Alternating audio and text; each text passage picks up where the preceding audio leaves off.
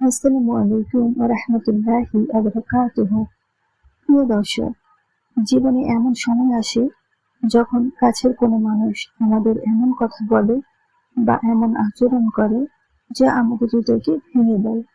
কখনো প্রিয় মানুষ, কখনো বন্ধু, কখনো আত্মীয় কিংবা পরিচিত কেউ। তাদের একটু কথা আমাদের মনে অনেক দিনের কষ্ট তৈরি করতে পারে। তখন আমাদের মনে প্রশ্ন আসে, কেউ মনে কষ্ট দিলে কি করব? তাকে কিভাবে ক্ষমা করব? প্রতিশোধ নেব নাকি চুপ থাকবো? আর ইসলাম এ বিষয়ে কি শিক্ষা দেয়?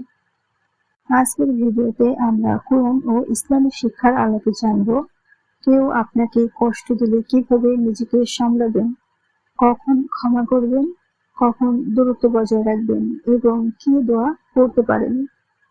ভিডিওটি শেষ পর্যন্ত